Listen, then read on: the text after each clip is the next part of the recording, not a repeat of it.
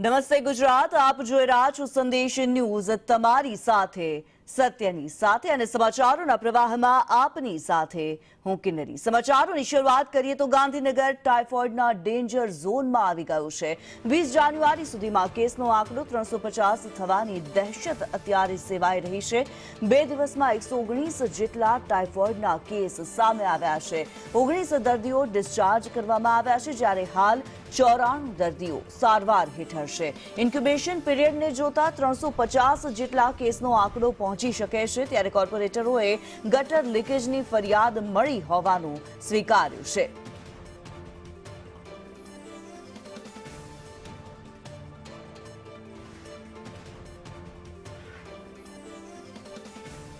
રાજ્યના પાટનગરમાં દૂષિત પાણીએ ભરડો લીધો છે।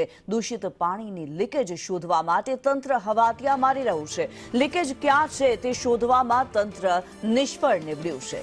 ગાંધીનગરમાં બહારથી તબીબો બોલાવવાની તૈયારી કરવામાં આવી છે। ડેપ્યુટી કલેક્ટરના સુપરવિઝનમાં 22 ડોક્ટરોની ટીમ તૈનાત કરવામાં આવી છે।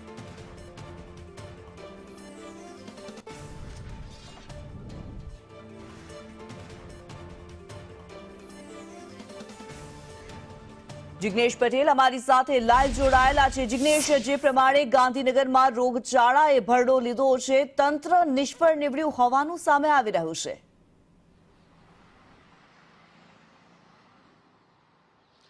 કિન્નરી, ગાંધીનગરમાં ટાઇફોઇડના 110 થી વધુ કેસ અચાનક જ સામે આવતા તંત્ર હરકતમાં આવ્યું હતું। ડેપ્યુટી સીએમ હર્ષ સંઘવી સહિતના જે પદાધિકારીઓ હતા, મુખ્ય જે ડેપ્યુટી સીએમ હર્ષ સંઘવીએ સિવિલ હોસ્પિટલની મુલાકાત લીધી હતી। કેન્દ્રીય ગૃહમંત્રી અમિત શાહે ડોક્ટર ડીવાયએમસી મેયર સહિતના જે આગેવાનો જે પદાધિકારીઓ હતા તેમની સાથે મિટિંગ કરી હતી, પરંતુ જ્યાંથી આ પાણીનો વ્યય થયો, પાણી જે દૂષિત પાણી સાથે પીવાનું પાણી મિક્સ થયું, તેનું હજી જોઈન્ટ જોડાણ શોધવામાં તંત્રને સફળતા નથી મળી અને તેના જ માટે હજી પણ ટાઇફોઇડના કેસો અથવા તો પાણીજન્ય બીમારીના કેસો વધે તેવી શક્યતા વ્યક્ત કરવામાં આવી છે અને તેના જ ભાગરૂપે 22 જેટલા ડોક્ટરોની ટીમ સિવિલ હોસ્પિટલ અને સરકારી હોસ્પિટલોમાં તૈનાત કરવામાં આવી છે। બહારથી ડોક્ટરો બોલાવવાની પણ તંત્ર દ્વારા તૈયારી કરી લેવામાં આવી છે। જોકે હજી સુધી આ જે પાણી છે તે કઈ જગ્યાએથી દૂષિત થયું, ક્યાં તેનું જોઈન્ટ છે, ક્યાંથી આ પાણી અને કેટલા સમયથી તે દૂષિત પાણી અને પીવાનું પાણી મિક્સ થઈ રહ્યું છે, તે એક પણ મામલે હજી સુધી તંત્રને તેની સફળતા નથી મળી, જેથી કરીને તે દૂષિત પાણીને રોકી શકાય, લોકોના ઘર સુધી જતું રોકી શકાય અને લોકો બીમારીમાં ન સપડાય તે માટેની જે તંત્ર દ્વારા તૈયારી કરવામાં આવી હતી, તે લીકેજ હજી સુધી તંત્ર નથી શોધી શક્યું। સાથે જ હવે લીકેજ ન મળતા તંત્રએ પોતાનો એક સ્ટેપ વધુ આગળ જઈ અને જે તૈયારી છે તે શરૂ કરી છે, જેમાં